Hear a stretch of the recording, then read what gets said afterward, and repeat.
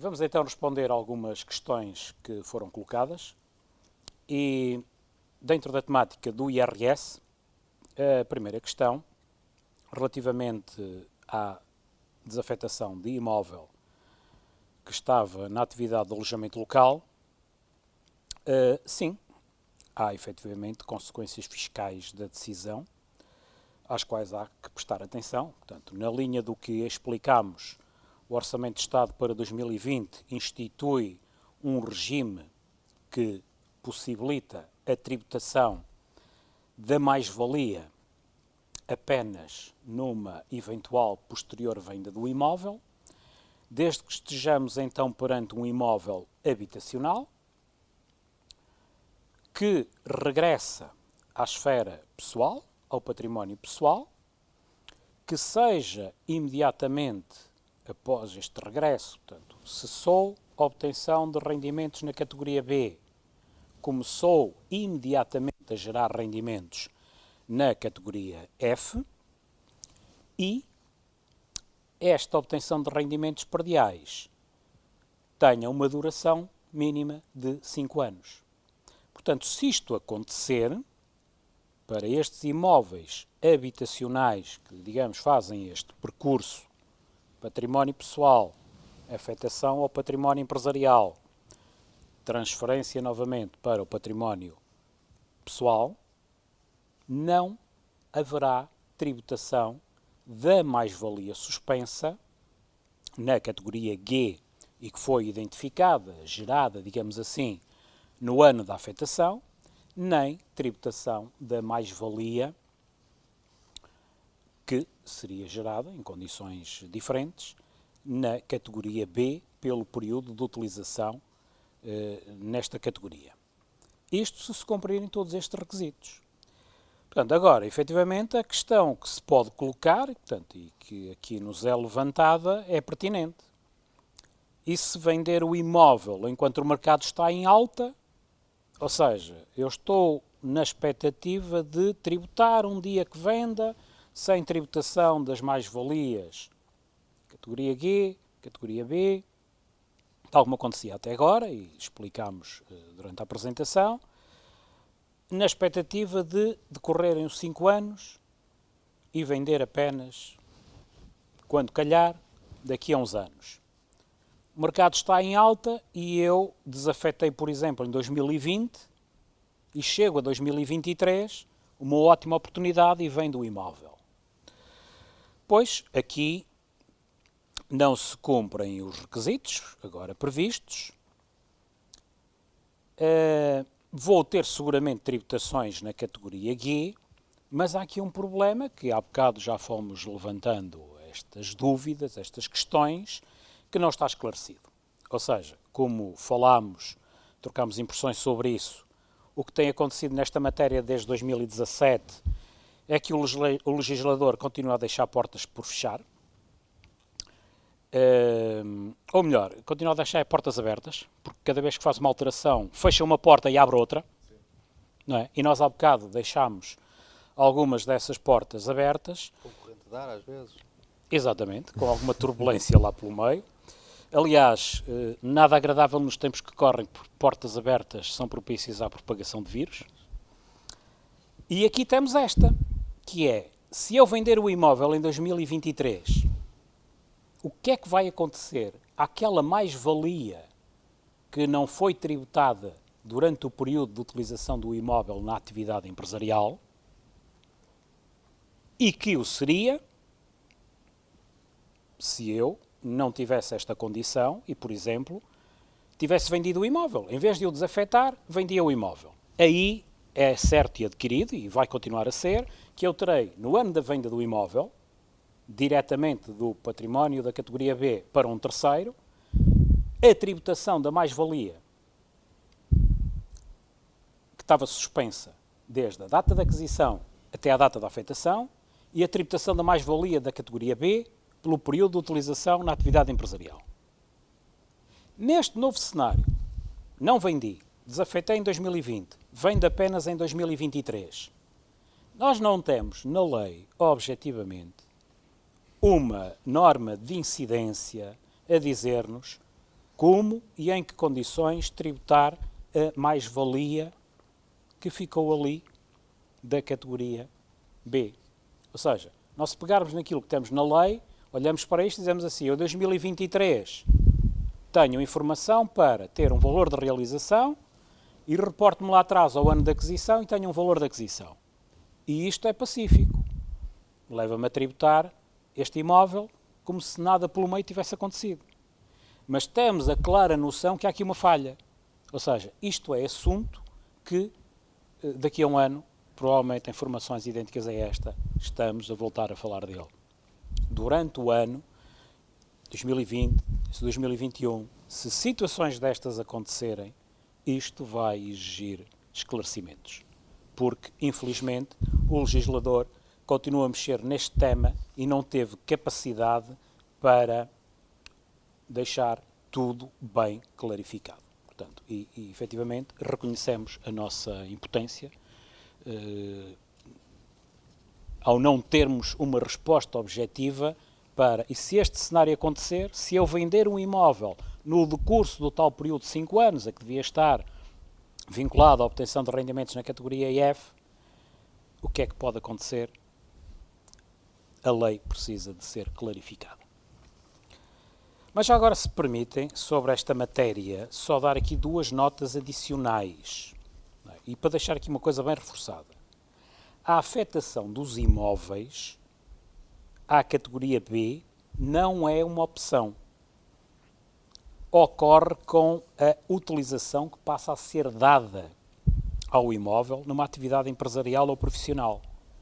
Começou a desenvolver uma atividade no imóvel, a afetação está feita. Portanto, e muita atenção, porque como falámos inicialmente, quando no quadro 8 do anexo B ou o quadro 7 do anexo C respondemos à pergunta, no ano em questão houve afetação de imóveis, é isto mesmo que nos está a ser questionado. Muitas vezes, na prática, isto é confundido com pretende efetuar a afetação do imóvel. Não é nada disto que lá está perguntado. Portanto, objetivamente, nós temos que responder sim ou não. Afetei? Comecei lá a desenvolver a atividade de alojamento local? Sim, afetei.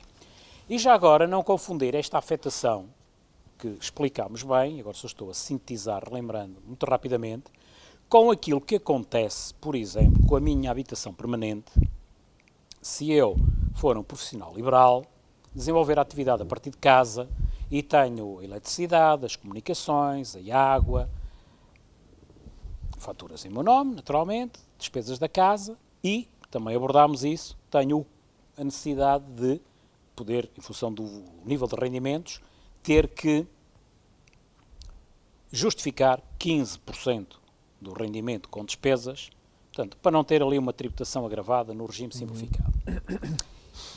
E quando eu utilizo parcialmente, porque o número 14 do artigo 31 do Código do IRS limita-me esta utilização parcial à consideração de 25% da fatura de eletricidade, por exemplo, de minha casa, como despesa da categoria B, quando eu faço esta utilização de 25% destas despesas da casa no contexto do regime simplificado de IRS, eu não tenho aqui a afetação do imóvel.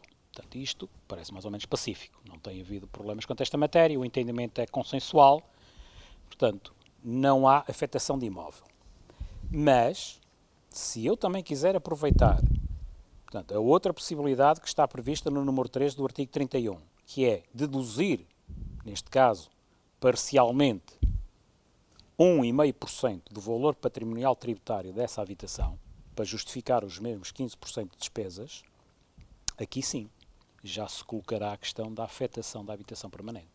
E isto, para evitar todos os cenários que aqui conversámos, é uma situação a ser bem ponderada.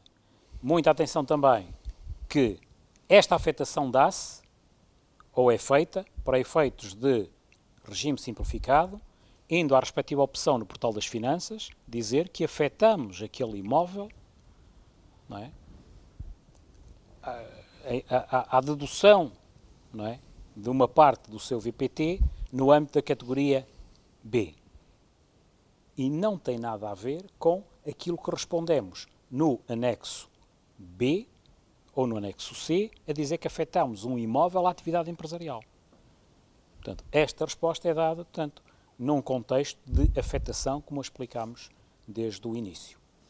Bom, esta segunda questão, eu já fui dando pistas quando da apresentação do tema, até porque falei daquela minha cliente que ficou assustada. Portanto, ela veio para cá, ela regressou a Portugal em 2019, já beneficiou, ou em 2019, sim, portanto, vai beneficiar deste regime, é o primeiro ano, portanto, agora tem a alteração na lei. Ela assustou-se, tal como estes clientes estrangeiros estão assustados, mas reforçar, na linha daquilo que deixámos claro na apresentação inicial, o regime transitório prevê que a aplicação da taxa especial de 10% a estes rendimentos de pensões obtidas a partir do estrangeiro, nas condições definidas por residentes não habituais em Portugal, passa a ser feita só às novas situações. Ou seja, por outras palavras, e sendo mais objetivo, está garantido que quem já tem o estatuto aprovado continua a beneficiar da isenção até ao término dos 10 anos a que tinha direito. E mais, quem ainda não tem o estatuto aprovado, já fez o pedido e ele está em análise, ou inclusive quem venha a fazer o pedido de inscrição no estatuto de residente não habitual em 2020 ou 2021, porque regressou no respectivo ano anterior, também vai continuar a beneficiar da isenção durante os 10 anos. Portanto, podemos dizer que, com caráter obrigatório, os 10% de taxa especial para inscrições no regime de residente não habitual a partir de 2022. Portanto, penso que será isto. Deixa-me só a atenção que nós estamos a falar de pensões de natureza privada. Ou seja, as convenções de dupla tributação e o artigo 18º das convenções de dupla tributação prevê isto. Ao fim e ao cabo estamos a falar de uma dupla não tributação, com o mecanismo de isenção que se aplica em Portugal, claro. É uma dupla não tributação. Aliás, que tem porque as convenções, claro, as convenções dizem que a competência exclusiva das pensões privadas é o Estado da residência e nós, que somos o Estado da residência, aplicamos depois o método da isenção e agora passamos a tributar a 10%. Porque as pensões públicas, que resultaram no desempenho de funções para o Estado, o organismo do Estado, etc., essas a competência é da fonte e, portanto, não se aplica esta problemática porque já são tributadas na fonte por via de retenção na fonte. Todavia, há aqui um pormenor interessante que até pode suscitar quem vai ler isto pela primeira vez um ligeiro sorriso, que é este. Não sei se vocês já repararam, certamente, claro, que o regime é optativo. Ou seja, eu vou poder optar entre estar isento ou pagar 10%, não é? Portanto, isto vai suscitar aqui um ligeiro sorriso por isto, porque obviamente ninguém no seu bom senso irá dizer eu quero pagar 10% podendo beneficiar de uma isenção. Porquê é que isto está aqui? Porquê é que isto está? Isto tem uma razão. Isto está aqui porque muitos dos residentes não habituais vão querer chegar junto do país de fonte e dizer atenção que eu já não estou isento. Porque há algumas convenções e alguns países que se preparavam para alterar ligeiras coisinhas de forma a tributar na origem. Exatamente. E, portanto, é por isso que está aqui este regime. E, portanto, o Estado português vai lucrar com isto. Um desses países é a Suécia. Aliás, a Suécia deu-nos um período de transição até 2023 de ou tributávamos isto ou eles denunciavam a Convenção. Como a Finlândia já o fez, não é? A Finlândia já o fez. A Holanda, acho que foi a mais inteligente de todas, porque a Holanda, na sua própria Convenção, já previa isto. E dizia, quando houvesse uma dupla isenção, nós tributamos. Claro. O Canadá tributa acima de um determinado valor e o Brasil tributa sempre, na fonte. São as únicas exceções. De resto, e o maior número de pensionistas que estão aqui em causa são dos franceses, portanto e os nórdicos, beneficiavam de uma dupla não tributação. Claro. Portanto, se esta nova tributação se aplica a todas as pensões recebidas em 2020 ou só aquelas em que se recebem depois do orçamento entrar em vigor, pelo que ficou explicado, isto não se coloca. Portanto, aqui é um não assunto. Esta questão vai dar muito que falar, pois é a questão que se impunha. Quando, efetivamente, a Lei 3/2019 altera o artigo 72 do Código do IRS e estabelece as taxas especiais com as reduções de 2%, 5% e por aí além, para os contratos de maior duração, contratos de arrendamento de maior duração, não delimita aos contratos de arrendamento habitacional. Portanto, claro que tudo isto surge num contexto de um conjunto de políticas que estavam a surgir e continuam a surgir, ou medidas, como também fomos dando disso nota, no sentido de estimular o mercado de arrendamento habitacional, mas não estava lá. Ou seja, quando esta alteração é colocada, portanto, em janeiro de 2019, no artigo 72, fica efetivamente aberta a porta para que os contratos de arrendamento comercial que estavam em vigor pudessem ser denunciados e substituídos por contratos com durações de modo a beneficiar de uma redução de taxa especial. Há depois uma portaria que vem falar-nos de como é que isto há de ser operacionalizado, Portal das Finanças, declaração de IRS. O preâmbulo dessa portaria já começa a falar mais objetivamente em contratos de arrendamento habitacional e, efetivamente, a Lei 119/2019, de 18 de dezembro, vem fazer nova alteração ao artigo 72 para dizer, em cada um daqueles números que estabelecem a redução de taxa, contrato de arrendamento habitacional. E ficou por referir inicialmente esta nota, mas que também é importante trazermos agora aqui, a norma interpretativa em sede de IRS que consta no Orçamento de Estado para 2020, e vou ler, que diz exatamente isto. A redação dada pela Lei 119/2019, 18 de setembro, aos artigos 22, 58, 72, 81 e 119 do Código do IRS, tem natureza interpretativa, destinando-se ao aperfeiçoamento do regime introduzido pela Lei 3/2019, de 9 de janeiro, a qual visou a criação de condições para o arrendamento habitacional acessível. Ora, todos sabemos o que é que uma natureza interpretativa quer dizer na prática. Quer dizer, vamos ler isto em janeiro de 2019 como se já lá tivesse escrito aquilo que foi escrito apenas em outubro. Ou seja, está a dizer aqui o legislador que as alterações feitas aos contratos de arrendamento comercial, tornando-os mais duradouros, não podem beneficiar da redução de taxa. E é esta atuação que a autoridade tributária se prepara para pôr em prática. Até porque o Portal das Finanças, na parte do arrendamento, não vai ser preparado para separar estes contratos. E a própria declaração modelo 3. A própria modelo 3 também não vai ter essa preparação. Portanto, o legislador aqui descuidou-se, naturalmente, portanto é o que fica patente. O que não é proibido objetivamente na lei é permitido. À data em que estas alterações foram feitas, estava-se na expectativa de um benefício que a lei permitia. Se há forma de conseguir esta redução de taxa, pois a única coisa aqui que fica em aberto é, eventualmente, quem se sente prejudicado por esta alteração da legislação em outubro de 2019, agora reforçada com a norma interpretativa, só terá um caminho a seguir. Portanto, é o caminho de contestar via tribunais esta postura, portanto, do legislador, da autoridade tributária, e aguardar para ver o que é que efetivamente será em sede de tribunais decidido sobre esta matéria. Mas sim, perspectivava-se que houvesse polémica em relação a esta matéria e ela vai seguramente surgir.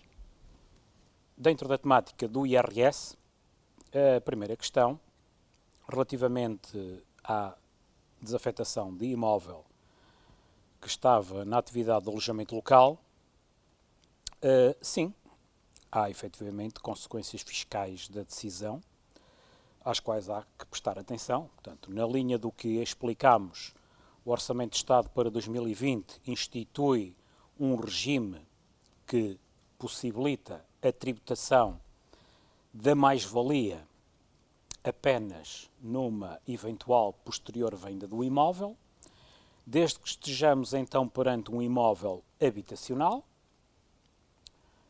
que regressa à esfera pessoal, ao património pessoal, que seja imediatamente após este regresso, portanto, cessou a obtenção de rendimentos na categoria B, começou imediatamente a gerar rendimentos na categoria F e esta obtenção de rendimentos perdiais tenha uma duração mínima de 5 anos.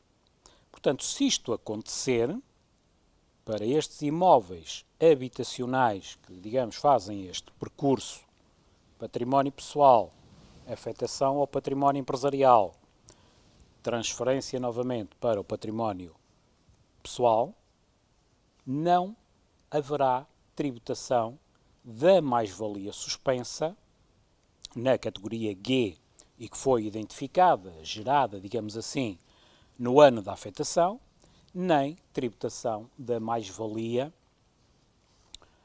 que seria gerada em condições diferentes na categoria B pelo período de utilização nesta categoria. Isto se cumprirem todos estes requisitos. Portanto, agora, efetivamente, a questão que se pode colocar, portanto, e que aqui nos é levantada, é pertinente. E se vender o imóvel enquanto o mercado está em alta, ou seja, eu estou na expectativa de tributar um dia que venda, sem tributação das mais-valias, categoria G, categoria B, tal como acontecia até agora, e explicámos durante a apresentação, na expectativa de decorrerem os 5 anos e vender apenas, quando calhar, daqui a uns anos. O mercado está em alta e eu desafetei, por exemplo, em 2020 e chego a 2023, uma ótima oportunidade e vendo o imóvel. Pois, aqui não se cumprem os requisitos agora previstos. Vou ter seguramente tributações na categoria G, mas há aqui um problema que há bocado já fomos levantando estas dúvidas, estas questões, que não está esclarecido. Ou seja, como falámos, trocámos impressões sobre isso, o que tem acontecido nesta matéria desde 2017 é que o legislador continua a deixar portas por fechar, ou melhor, continua a deixar portas abertas, porque cada vez que faz uma alteração, fecha uma porta e abre outra, não é? E nós há bocado deixámos algumas dessas portas abertas. Concorrente dar, às vezes. Exatamente, com alguma turbulência lá pelo meio. Aliás, nada agradável nos tempos que correm, porque portas abertas são propícias à propagação de vírus. E aqui temos esta, que é, se eu vender o imóvel em 2023, o que é que vai acontecer àquela mais-valia que não foi tributada durante o período de utilização do imóvel na atividade empresarial e que o seria se eu não tivesse esta condição e, por exemplo, tivesse vendido o imóvel. Em vez de o desafetar, vendia o imóvel. Aí é certo e adquirido, e vai continuar a ser, que eu terei, no ano da venda do imóvel, diretamente do património da categoria B para um terceiro, a tributação da mais-valia que estava suspensa desde a data da aquisição até à data da afetação e a tributação da mais-valia da categoria B pelo período de utilização na atividade empresarial. Neste novo cenário, não vendi, desafetei em 2020, vendo apenas em 2023. Nós não temos na lei, objetivamente, uma norma de incidência a dizer-nos como e em que condições tributar a mais-valia que ficou ali da categoria B. Ou seja, nós se pegarmos naquilo que temos na lei, olhamos para isto e dizemos assim, eu 2023 tenho informação para ter um valor de realização e reporto-me lá atrás ao ano de aquisição e tenho um valor de aquisição. E isto é pacífico. Leva-me a tributar este imóvel como se nada pelo meio tivesse acontecido. Mas temos a clara noção que há aqui uma falha. Ou seja, isto é assunto que daqui a um ano, provavelmente em formações idênticas a esta, estamos a voltar a falar dele. Durante o ano 2020, 2021, se situações destas acontecerem, isto vai exigir esclarecimentos. porque, infelizmente, o legislador continua a mexer neste tema e não teve capacidade para deixar tudo bem clarificado. Portanto, efetivamente, reconhecemos a nossa impotência ao não termos uma resposta objetiva para, e se este cenário acontecer, se eu vender um imóvel no decurso do tal período de 5 anos, a que devia estar vinculado à obtenção de rendimentos na categoria F, o que é que pode acontecer? A lei precisa de ser clarificada. Mas já agora, se permitem, sobre esta matéria, só dar aqui 2 notas adicionais. E para deixar aqui uma coisa bem reforçada. A afetação dos imóveis à categoria B não é uma opção. Ocorre com a utilização que passa a ser dada ao imóvel numa atividade empresarial ou profissional. Começou a desenvolver uma atividade no imóvel, a afetação está feita. Portanto, e muita atenção, porque como falámos inicialmente, quando no quadro 8 do anexo B ou o quadro 7 do anexo C respondemos à pergunta, no ano em questão houve afetação de imóveis, é isto mesmo que nos está a ser questionado. Muitas vezes, na prática, isto é confundido com pretende efetuar a afetação do imóvel. Não é nada disto que lá está perguntado. Portanto, objetivamente, nós temos que responder sim ou não. Afetei? Comecei lá a desenvolver a atividade de alojamento local? Sim, afetei. E já agora, não confundir esta afetação, que explicámos bem, agora só estou a sintetizar, relembrando muito rapidamente, com aquilo que acontece, por exemplo, com a minha habitação permanente, se eu for um profissional liberal, desenvolver a atividade a partir de casa e tenho a eletricidade, as comunicações, a água, faturas em meu nome, naturalmente, despesas da casa e, também abordámos isso, tenho a necessidade de poder, em função do nível de rendimentos, ter que justificar 15% do rendimento com despesas, portanto, para não ter ali uma tributação agravada no regime simplificado. E quando eu utilizo parcialmente, porque o número 14 do artigo 31 do Código do IRS limita-me esta utilização parcial à consideração de 25% da fatura de eletricidade, por exemplo, de minha casa, como despesa da categoria B, quando eu faço esta utilização de 25% destas despesas da casa no contexto do regime simplificado de IRS, eu não tenho aqui a afetação do imóvel. Portanto, isto parece mais ou menos pacífico. Não tem havido problemas quanto a esta matéria, o entendimento é consensual, portanto, não há afetação de imóvel. Mas, se eu também quiser aproveitar, portanto, a outra possibilidade que está prevista no número 3 do artigo 31, que é deduzir, neste caso, parcialmente, 1,5% do valor patrimonial tributário dessa habitação, para justificar os mesmos 15% de despesas, aqui sim, já se colocará a questão da afetação da habitação permanente. E isto, para evitar todos os cenários que aqui conversámos, é uma situação a ser bem ponderada. Muita atenção também que esta afetação dá-se ou é feita para efeitos de regime simplificado, indo à respectiva opção no portal das finanças, dizer que afetamos aquele imóvel, não é? A dedução, não é, de uma parte do seu VPT no âmbito da categoria B.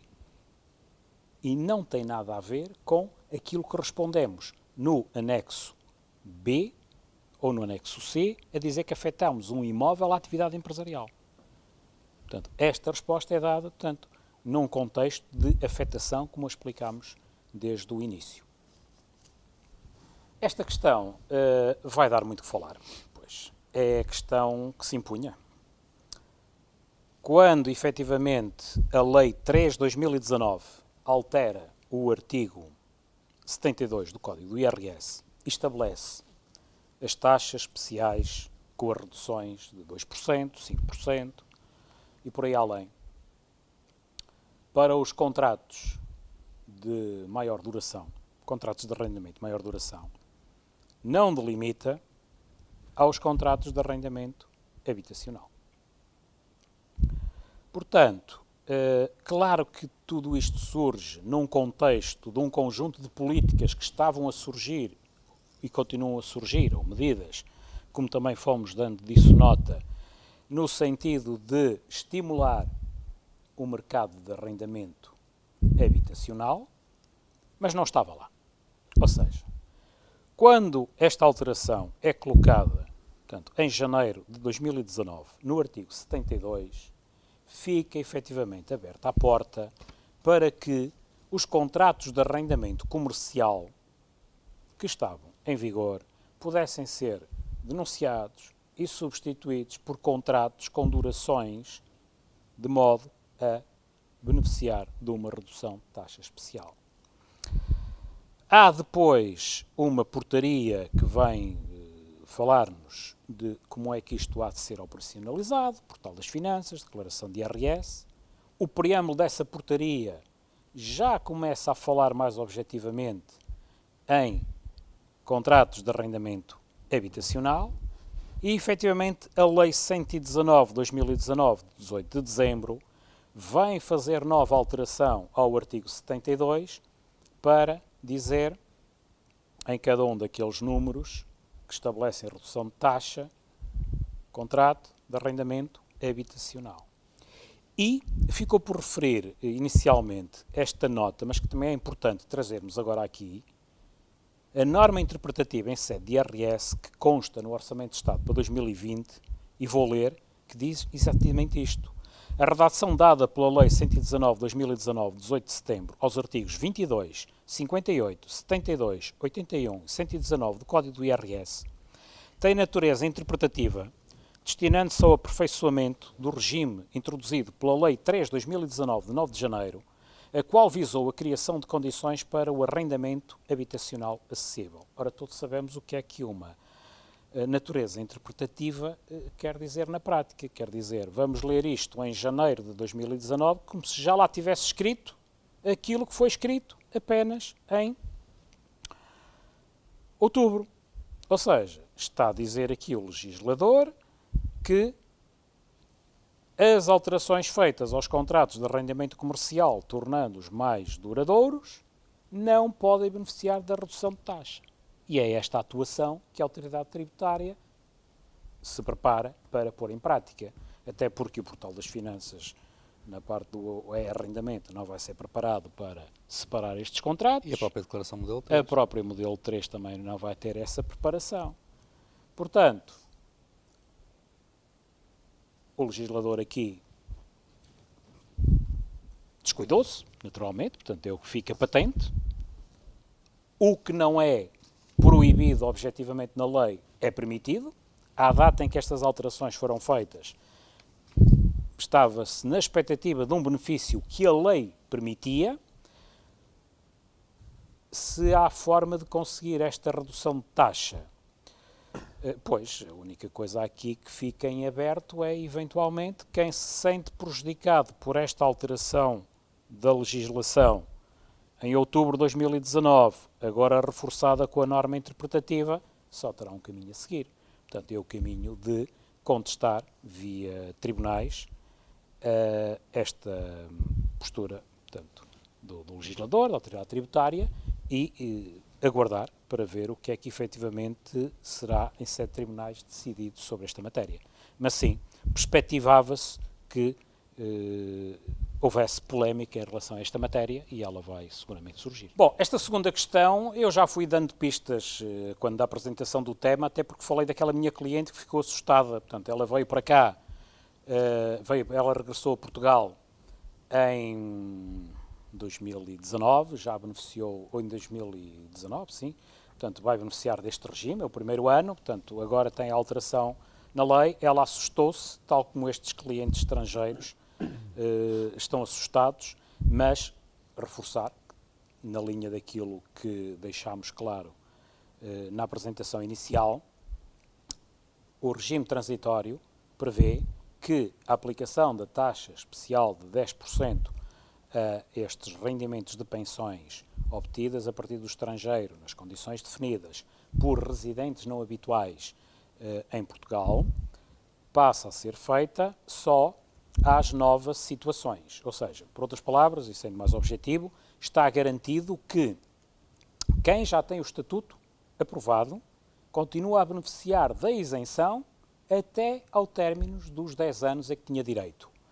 E mais, quem ainda não tem o estatuto aprovado, já fez o pedido e ele está em análise, ou inclusive quem venha a fazer o pedido de inscrição no estatuto de residente não habitual em 2020 ou 2021, porque regressou no respectivo ano anterior, também vai continuar a beneficiar da isenção durante os 10 anos.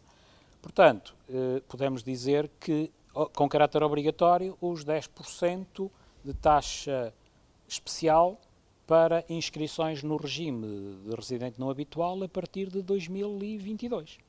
Portanto, parece que será isto. Deixamos só a atenção que nós estamos a falar de pensões de natureza privada.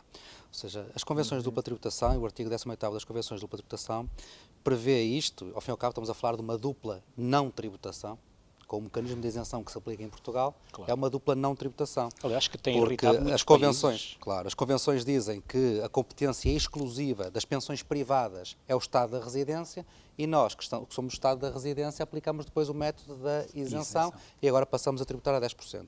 Porque as pensões públicas, que resultaram no desempenho de funções para o Estado, o organismo do Estado, etc., essas a competência é da fonte e, portanto, não se aplica esta problemática porque já são tributadas na fonte por via de retenção na fonte. Todavia, há aqui um pormenor interessante que até pode suscitar quem vai ler isto pela primeira vez um ligeiro sorriso, que é este. Não sei se vocês já repararam, certamente, claro, que o regime é optativo. Ou seja, eu vou poder optar entre estar isento ou pagar 10%, não é? Portanto, isto vai suscitar aqui um ligeiro sorriso por isto, porque obviamente ninguém no seu bom senso irá dizer eu quero pagar 10% podendo beneficiar de uma isenção. Porquê é que isto está aqui? Porquê é que isto está? Isto tem uma razão. Isto está aqui porque muitos dos residentes não habituais vão querer chegar junto do país de fonte e dizer atenção que eu já não estou isento. Porque há algumas convenções e alguns países que se preparavam para alterar ligeiras coisinhas de forma a tributar na origem. Exatamente. E, portanto, é por isso que está aqui este regime. E, portanto, o Estado português vai lucrar com isto. Um desses países é a Suécia. Aliás, a Suécia deu-nos um período de transição até 2023 de ou tributávamos isto ou eles denunciavam a Convenção. Como a Finlândia Esta é a razão já o fez, de ser. não é? A Finlândia já o fez. A Holanda, acho que foi a mais inteligente de todas, porque a Holanda, na sua própria Convenção, já previa isto. E dizia, quando houvesse uma dupla isenção, nós tributamos. Claro. O Canadá tributa acima de um determinado valor e o Brasil tributa sempre, na fonte. São as únicas exceções. De resto, e o maior número de pensionistas que estão aqui em causa é dos franceses, portanto e os nórdicos, beneficiavam de uma dupla não tributação. Claro. Portanto, se esta nova tributação se aplica a todas as pensões recebidas em 2020 ou só aquelas em que se recebem depois do orçamento entrar em vigor, pelo que ficou explicado, isto não se coloca. Portanto, aqui é um não assunto.